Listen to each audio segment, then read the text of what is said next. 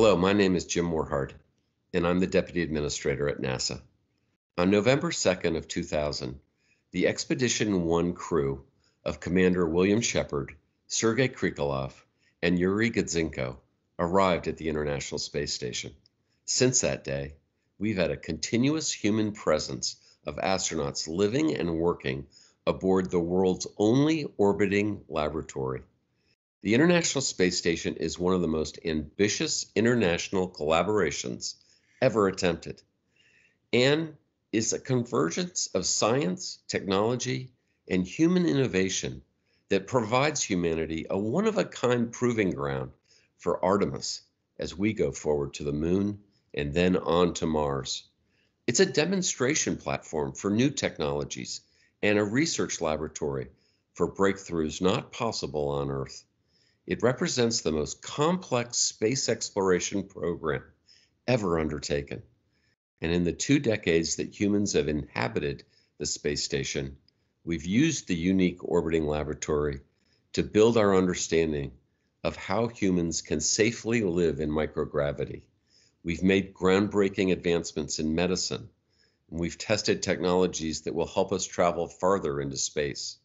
At the same time, we've gained new insights into our home planet on Earth, and we've stimulated an emerging low Earth orbit economy. On behalf of NASA, congratulations to the International Space Station program and all of our international partners on this historic milestone. We look forward to what the next 20 years has in store. Hi, I'm Jean Meserve, and it's my pleasure to host a conversation that really is life and world changing. Today, I am joined on the program by the 5 primary partners of the International Space Station.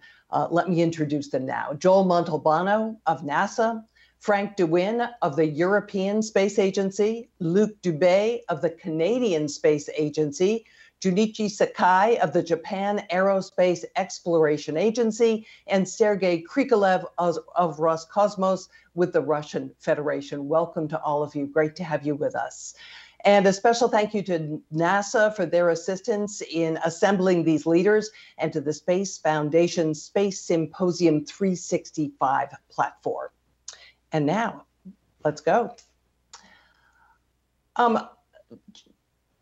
Joel Montalbano, let me start with you. A lot of relationships don't work for 20 years, but this one has. Can you explain why this relationship is still going on and successfully? Well, excellent question, and hello to everyone, and thank you for getting together today. You know, to me, it works because we help each other, we learn from each other, and we cooperate from each other. You know, throughout the 20+ years of the International Space Station, whenever we've had a challenge, there's another partner that's always ready to step up and help wherever they can. Across the 20+ years that we've seen operations of the International Space Station, you know, we've had those opportunities, and every single time a partner has reached out to another partner when they were in need. And to me, that has been the biggest success of the International Space Station. Sergei Krikalev, do you want to weigh in on why this has been successful? Joel already mentioned it, that this probably was successful for the last 20 years because it's really started earlier than 20 years ago. We started our first joint mission in 1975, Apollo-Soyuz mission. We started our joint flights on shuttle and on Mir station in beginning of 90s. So in middle of 90s. So I think the main reason why it works after that was because we have a really strong desire to do this. And this was first part. And second part is that we have very good professionals who was doing this. Because good professionals had really big desire to be successful. We were successful for these 20 years. There are, as you all know, skeptics on Earth who are asking, why are we spending this much money on space exploration? Mr. Dwind, can you tell us what value the space station has brought to people on Earth?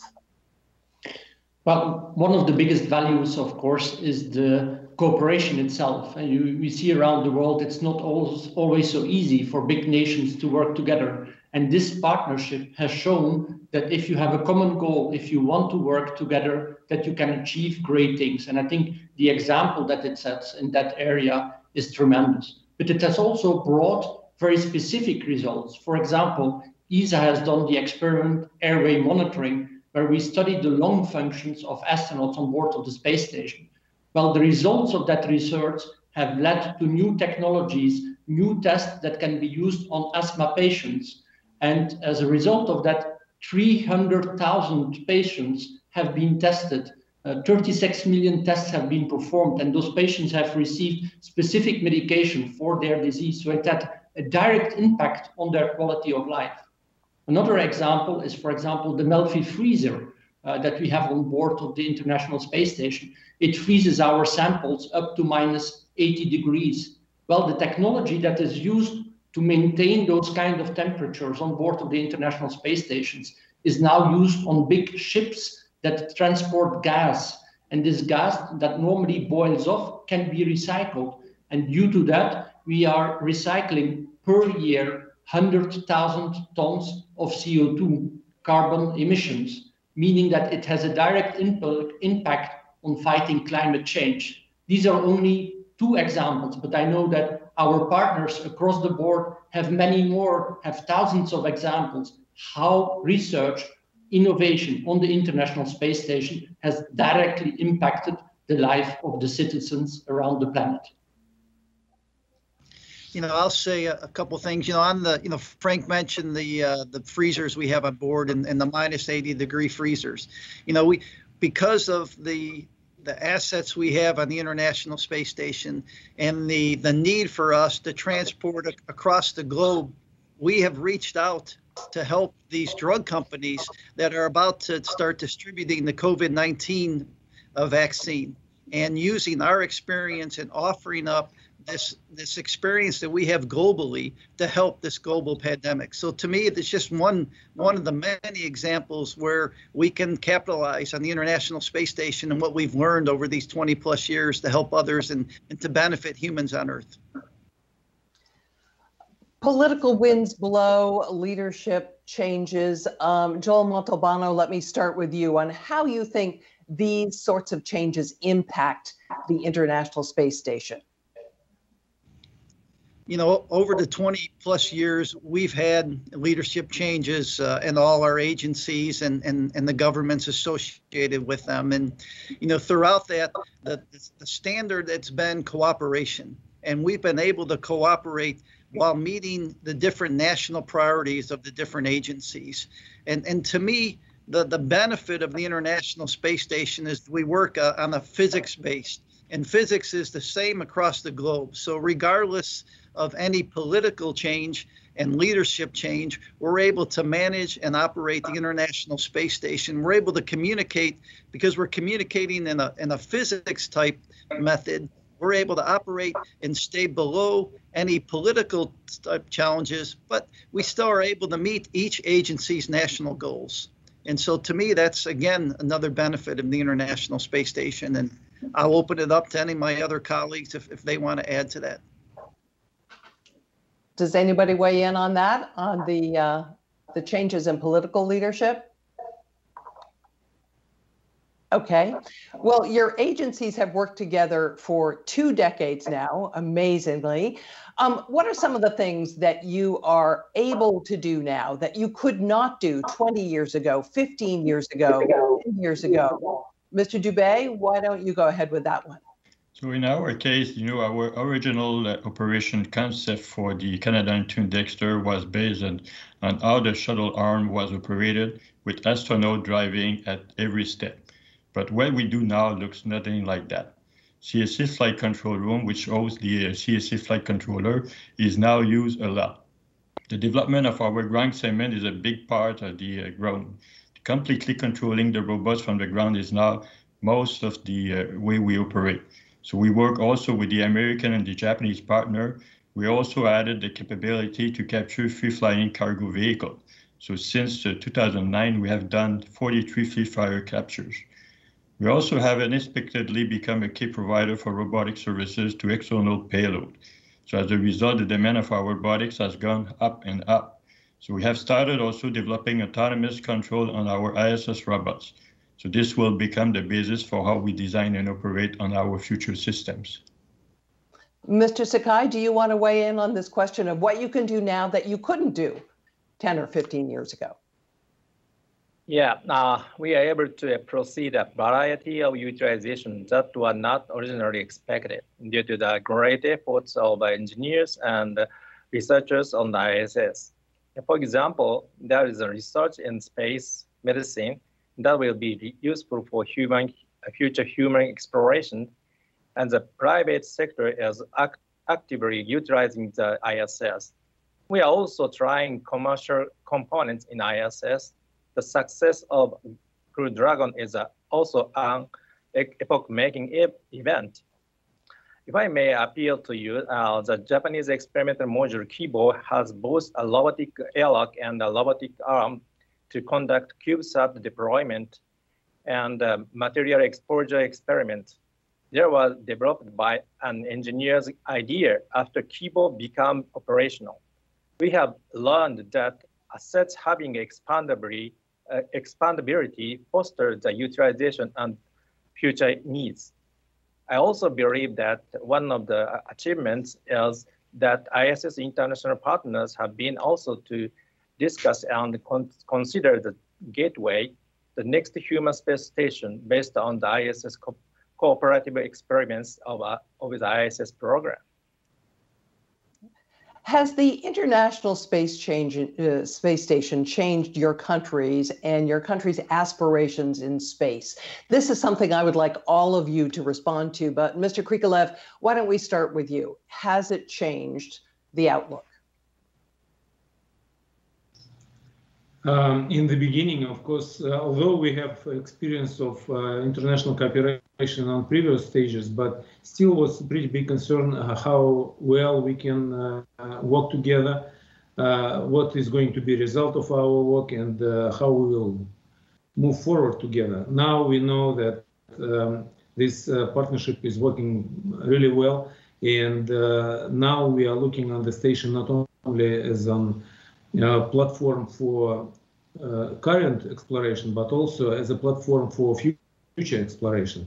We use space station as a test bed for new technology, for new experiments that result of this experiment we expect will be useful for future space exploration beyond low Earth orbit. Mr. Dwind, do you want to weigh into this? Obviously, countries plural in your case. Has the ISS changed things in terms of space aspirations in Europe? Absolutely, it has changed a lot. I'm coming from a small country myself, Belgium, but nevertheless, I was able to fly to space twice. Without an international cooperation like the International Space Station, this would, of course, not have been possible. And today, we see we are actually starting a new astronaut selection in Europe in the next months. We see that a lot of countries have the aspiration to have their citizens flying to space. And I'm sure that in the future, every European citizen can have these dreams. And this is, of course, relating directly to young people who have to invest in STEM, science, technology, engineering, and math, skills that we will need to build further our society in the future. But of course, it's not only linked to human spaceflight and to what we do on board of the International Space Station.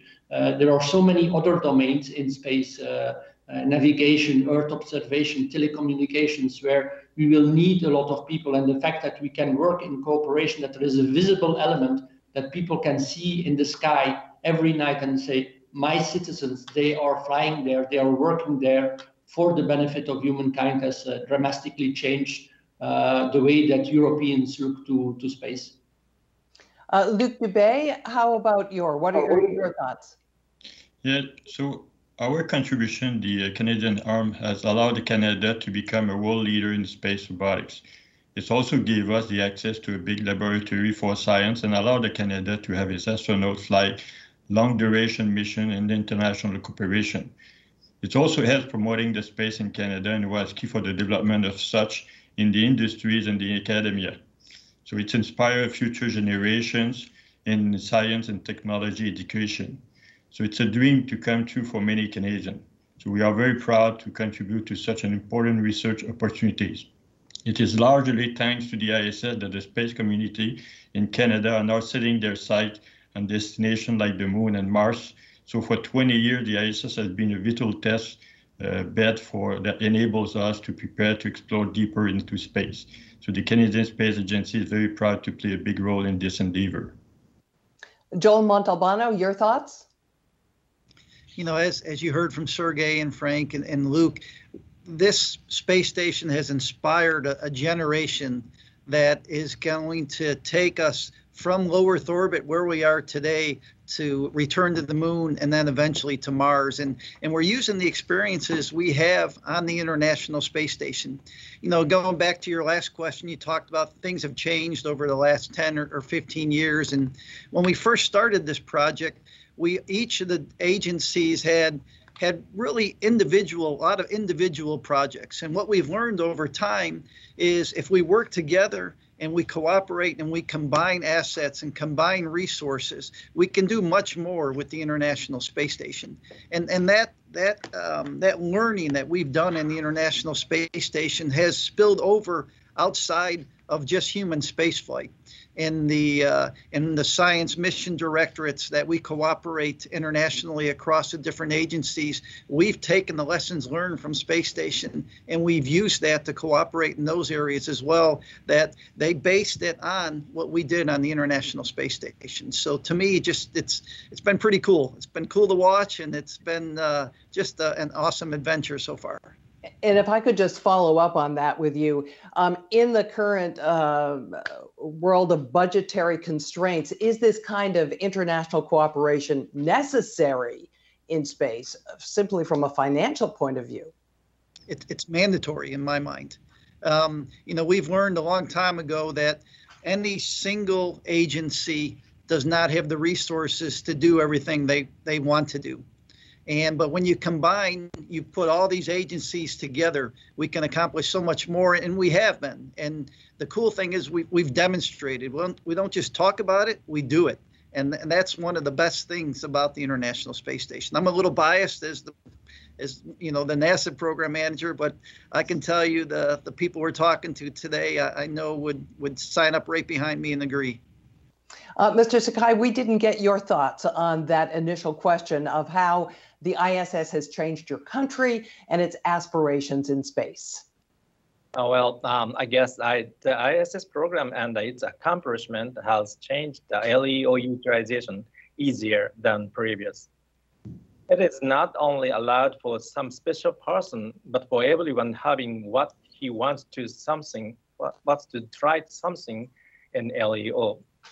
ISS accomplishment in many different areas, for example, basic science, scientific research, practical research leading to industrialization, education of use of the next generations, international cooperation, etc. And JAXA, as the only ISS participant in Asia, provides opportunities for Asian countries to utilize the KIBO while building cooperation in the space field and promoting the significance of space experiments for each country. Space is becoming more and more of a commercial enterprise, and I'm wondering how that's going to change the ISS and potentially your partnership with one another. Joel Montalbano, you want to handle that first? All right. You know, so the first 10 years of Space Station were dedicated really to assembly. And then after assembly, we moved into utilization, research, technology development, where we're actually optimizing the use of the International Space Station. And then in these last, say, 5 or 6 years, we've been developing this commercial market in the U.S. and working with our partners to understand, you know, what it means to them and how we could help and how we can utilize the great space station we have. You know, in our mind, we've been able to optimize with these commercial partners the use of the International Space Station. This weekend, we had the 100th launch of the Falcon 9 rocket. And, you know, because we helped develop that rocket, we've helped develop the Antares rocket for Northrop Grumman.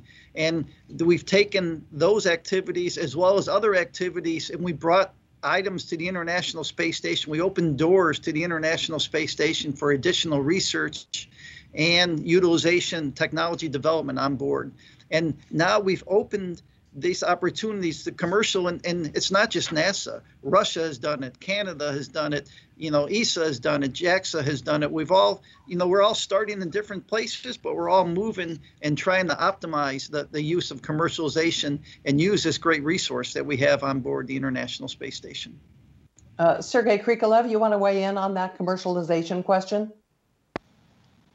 I can just add what Joel said, that we really started from some simple things like we were flying tourists or flight participants, as we call them, to space, and it was only one side of commercialization. But now we see much more opportunities, such as commercial experiments, and we know that some companies need some data using the space environment, and we can use it. Space station can be used to provide this data. So the variety of commercial application is much bigger than it was a while ago. Frank Dwind, from the European perspective, any downside to the commercialization, or is this all a big plus? Well, the main is a big plus, of course, and again, it shows very clearly the agility of the partnership, because we have done so many new things with this partnership under this agreement that was signed now probably 25 years ago, and that we have been able to adapt to the new environment and to the new world. Of course, it also puts some strains on the system, because the commercial companies, they want their data quicker, they want better access, they want easier access. So it also strains on our side the way that we operate. We need to completely, continuously rethink what we can do, how we can better now service a customer, another customer, because initially our customers were only the scientists and they were used to work with us. Now we have to get used to work with other entities that have other drivers. So it's not always easy, but it shows for the agility of the partnership that, again, not one of the agencies apart is able to do that, but through the cooperation, through exchanging experiences, how we do that, we are able to manage this great new endeavor. And at the end, of course, the aim is to build an economy in low Earth orbit. The aim is not that we as agencies, we continue to operate and to fly and to build everything in low Earth orbit, but that there is a real economy and we are just one of the users of the systems that will be there. And then we can focus, as was said already by a number of our guests, we can focus on exploration, the gateway, going to the surface of the moon and eventually to Mars. This is where we should have to shift our focus of the agencies in the next 10 to 20 years. Could I just follow up a moment and ask you about the strains that the commercial enterprises are putting on the system? Can you be specific about what you're talking about? Well, of course, if you have a commercial company that says, I want to do my research on board of the space station, they want to have, of course, a guarantee that they can fly. They want to have a return on investment. That's everything that is there about the commercial companies. So how do we manage this as agencies? How do we put the priorities right with our member states, especially in ESA, because they fund the national science? How do we manage all these different inputs that we are getting, these different requirements that we are getting? And this is something that we need to learn. We are not there yet. We are not fully 100% proficient yet, but I'm sure that we will get there over time. Looking back on the challenges of designing and also building the space station, I'm wondering, Sergei Krikalev, what advice you might have for future projects that are this complex? I think what we experienced from very beginning, that on top of regular work relationship, we start to build a personal relationship inside the program. And I think this is very important because in this way, we can trust to each other, we know each other better. And I think from my point of view, at least, it's one of the big advantages we have through this program, because now I have friends in Europe, in European Space Agency, in States, in Canada, in Japan, and with some people we work closer together in space, with some people we were working together here on the ground and mission control. But I think this is probably one of the reason why our program was successful, because we start to build trust to each other, and I think it's based on a personal relationship, and I treasure this as a part of my life experience.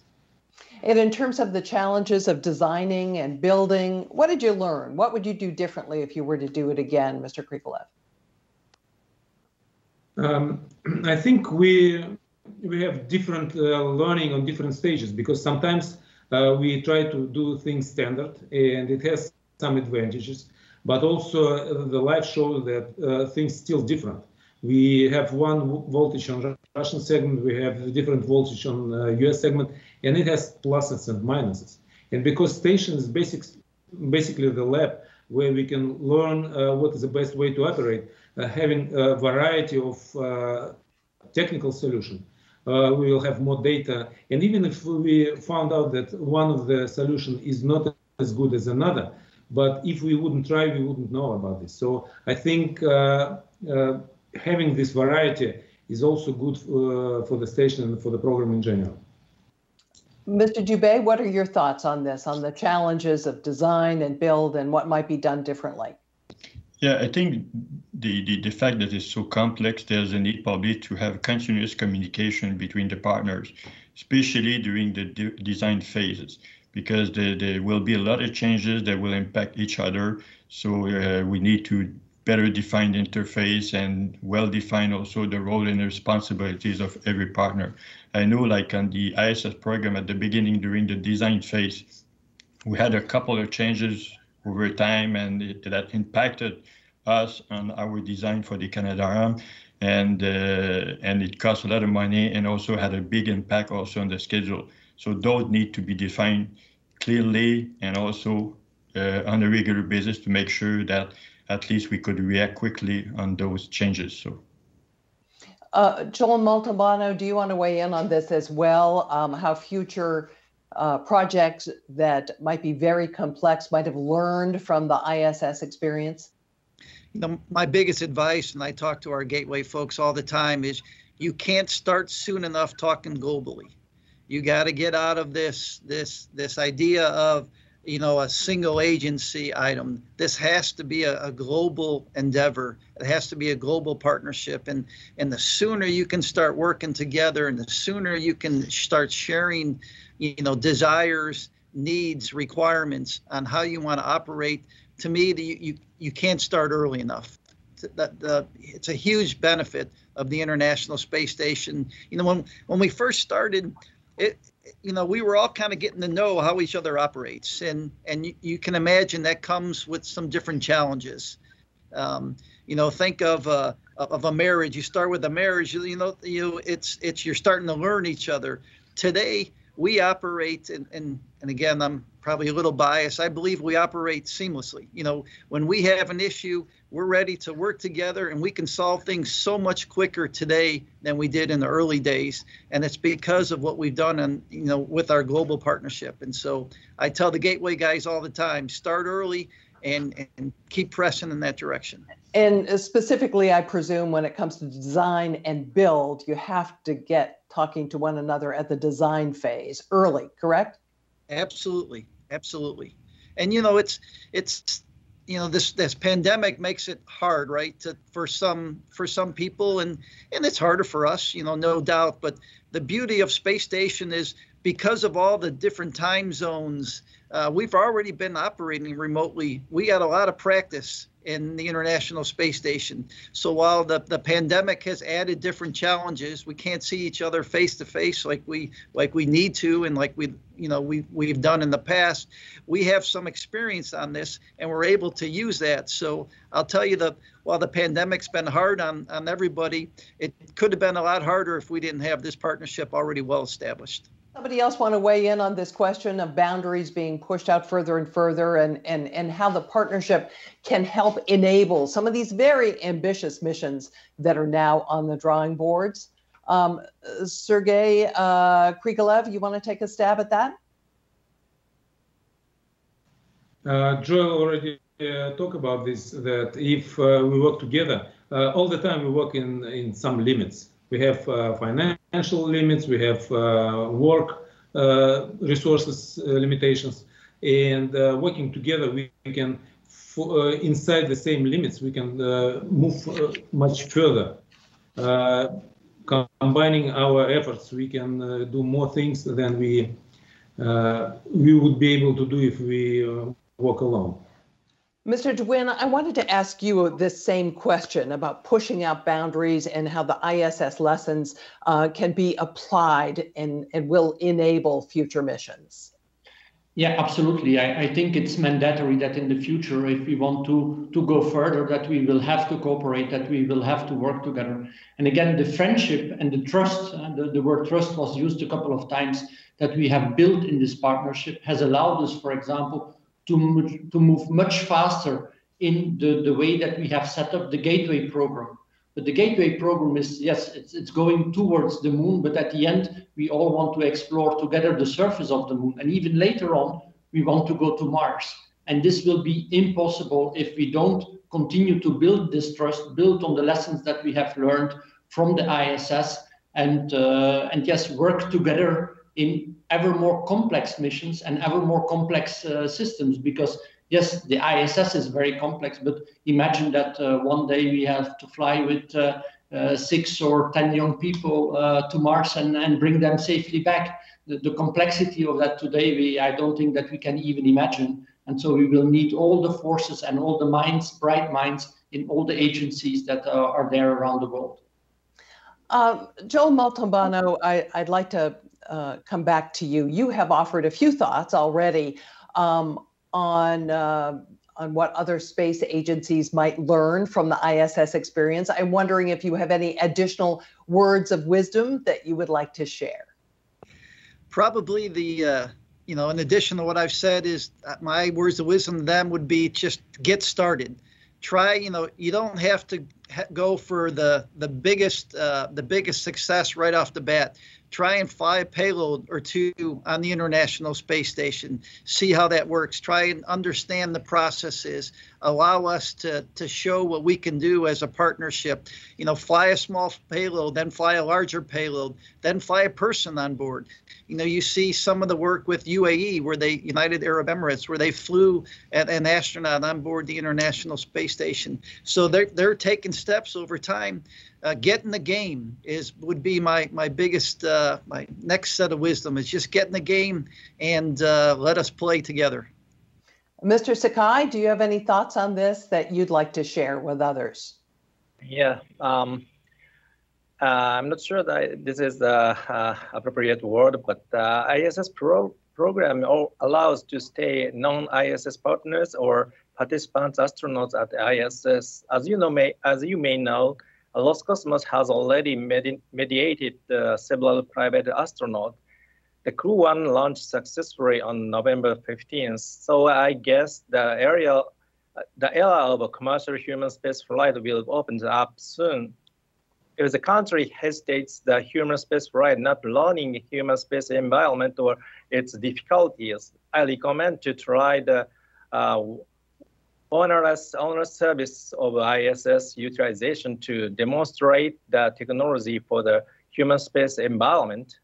Through this demonstration, they can learn the philosophy of a human space flight and the detailed requirement of human safety. In the future, human space activities will expand from the LEO to the moon, but further we go, the greater the cost of transportation and communication, and the greater the technical risks. It is difficult to carry out a mission in a single country, and I believe that the most economical and efficient way to carry out a mission is for the countries to cooperate with each other in a mutually beneficial relationship.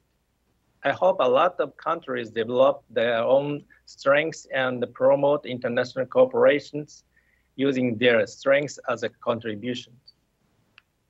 Mr. Krikalev, do you have any additional words of wisdom you'd like to share with some other space agencies around the world? I would like to say that human space flights is very wide area, and it's not necessarily to fly personal to space to be participant of this human spaceflight exploration, because space or human spaceflight related science, it can be life science, it can be fundamental physics science. There is a big variety of activity that can be done by especially new agencies. They can do specific scientific experiment. And in many cases, it can be done on automated spacecraft, on satellites. But in many cases, it's much more efficient actually to do on human space flights. So really, space station is a very good test bed for new experiment, new tests, preparation for future flights, and being participant in this has very many different applications. I want to thank all of you for your comments and reflections on what has been just an incredible International Space Station adventure. I now want to bring back Shelley Brunswick, who is the Chief Operating Officer of the Space Foundation, who has a special presentation for all of you. Thank you, Jean, and thank you to all the International Space Station partners for that very inspirational conversation. You make all of us very proud because you show the world what is possible when we all work together to do bold things. And that is why I'm rejoining you in today's program, as it is my privilege to bestow a very special award to each of the ISS partners. It was our hope to present these awards in person to the 5 partner nations at our annual Space Symposium this year. But the best laid plans sometimes encounter unforeseen conditions that require us to adapt to new situations. And that is what we are doing today with this virtual ceremony. For over 2 decades, our Space Achievement Award has recognized individuals or organizations that have demonstrated space achievement, breakthrough space technology, or program or product success representing critical milestones in the evolution of space exploration and development. Its recipients are a who's who of the global space community, and today we add your nation's names to that distinguished list.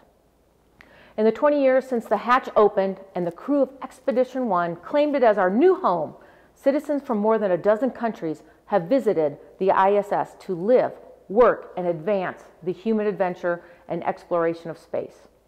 In recognition of their shared leadership, initiative, and investment, the Space Foundation presents its 2020 Space Achievement Award to the 5 space agencies that have led the ISS program since its inception: the National Aeronautics and Space Administration for the United States of America, Canadian Space Agency for Canada, European Space Agency for its 22 European members, Roscosmos for the Russian Federation, and the Japan Aerospace Exploration Agency for Japan.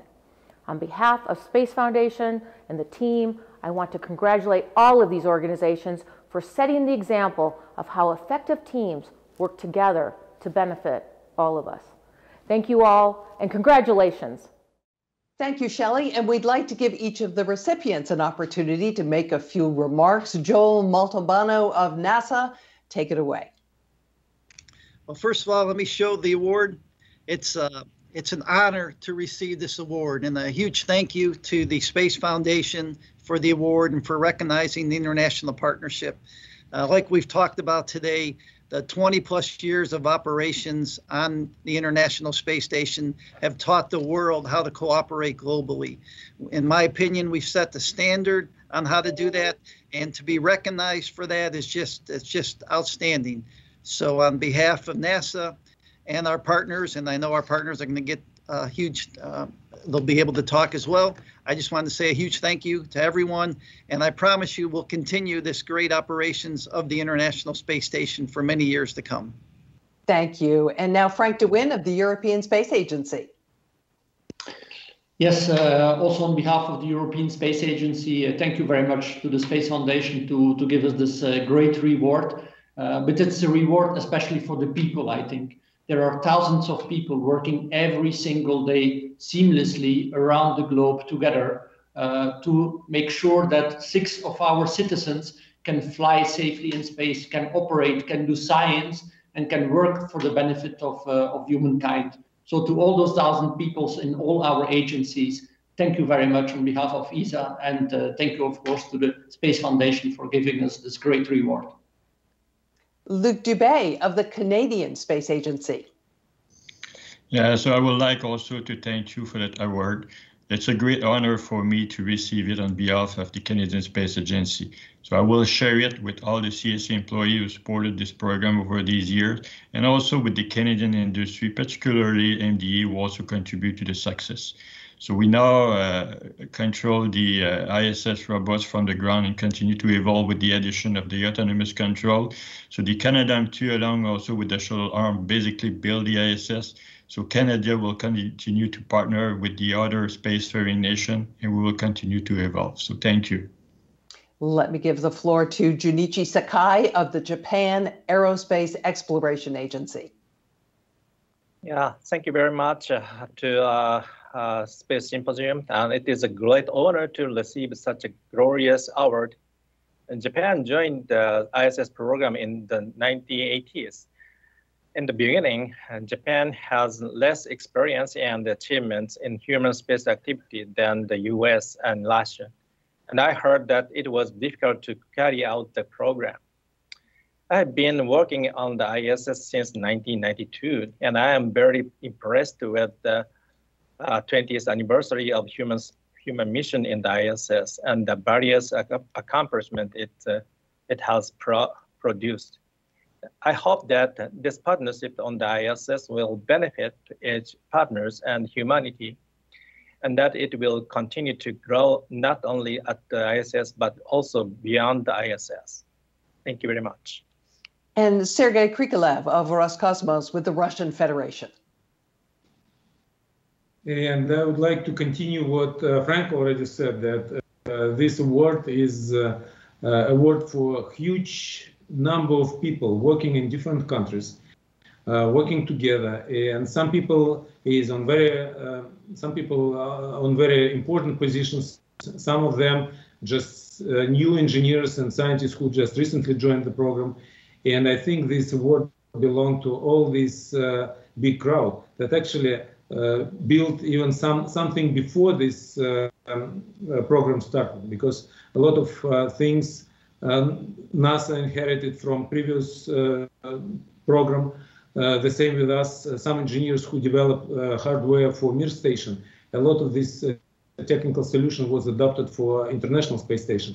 So I think this award belongs to all these people. And I think it's very important for new generation who is just coming to motivate them to see how it was done on previous stages, and probably several years later, new team will receive new award. So thank you all for doing all of this. Congratulations to each of you for receiving the Space Foundation Space Achievement Award. And thank you also for participating in this conversation today. We're grateful to everybody for taking part in this, and we look forward to even more shared adventures living off of planet Earth and a future with even more bold milestones. Thanks so much.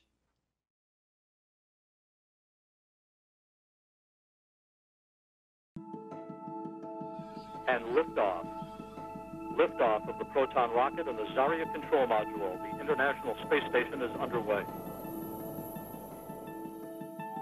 We have booster ignition and liftoff of the Space Shuttle Endeavour with the first American element of the International Space Station, uniting our efforts in space to achieve our common goals. Roll program.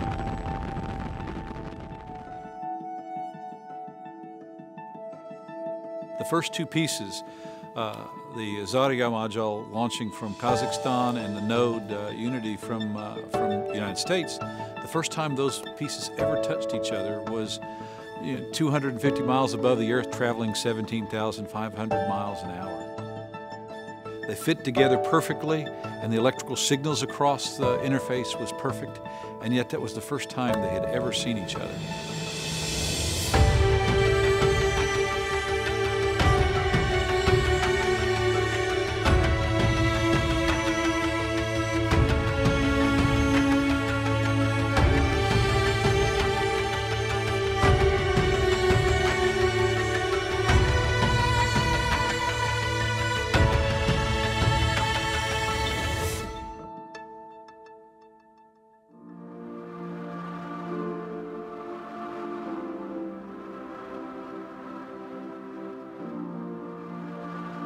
we all pull together as a partnership, both the United States and Russia, but really also Japan, ESA, and Canada all pitch in and help each other through these times.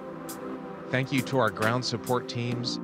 And we really respect your professionalism. 2, 1. Ignition. We have ignition and lift. When we were up on orbit, we were pretty relieved to have all the risk of launch behind us. But then there was kind of a very busy scramble, particularly to find the TV hookup and the TV cable so we could give you that downlink. We were really close to the wire, getting that all rigged and happy, and we almost missed it. Go ahead. Have a good day. We finally got access to the internet.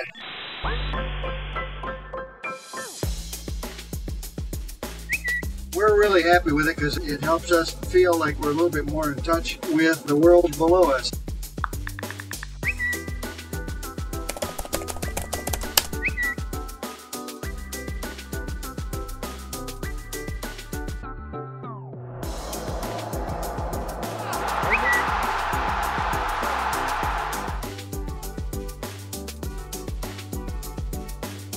Shall we start taking this symbol of partnership and friendship and competition into space?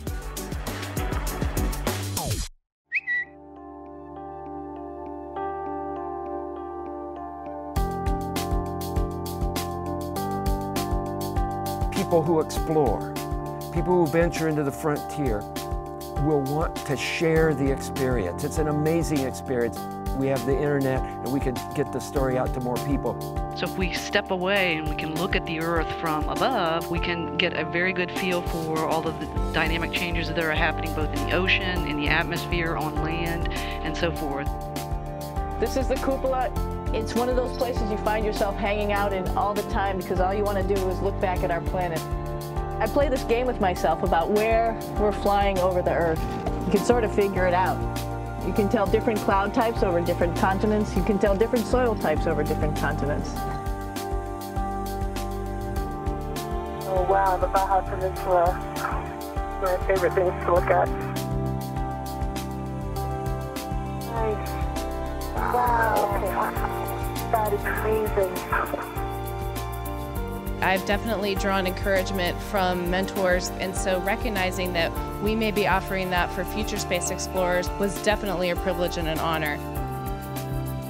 We have a gift and an opportunity to potentially inspire the future. It's unbelievable that like something that I am doing is going to be like in space. So I'm just like, wow. I think this has a really neat potential, you know, something that wasn't available when I was growing up, but where the students themselves can actually participate in what's going on board station.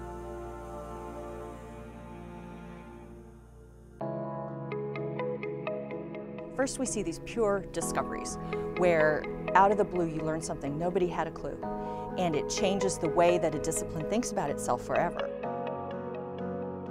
We're studying the long-duration effects of spaceflight on humans and on the life support systems that are required to support our life, working and living in space. We're most interested in understanding the human body in zero gravity because we want to go beyond a low Earth orbit and explore. Also, we have this applied research that leads us to real Earth benefits, where we go out, we seek information, we bring that information back to Earth and directly start impacting people's lives. Today, experiments have been run on board that have touched over 103 countries around the world. So it's something that the whole world can be proud of.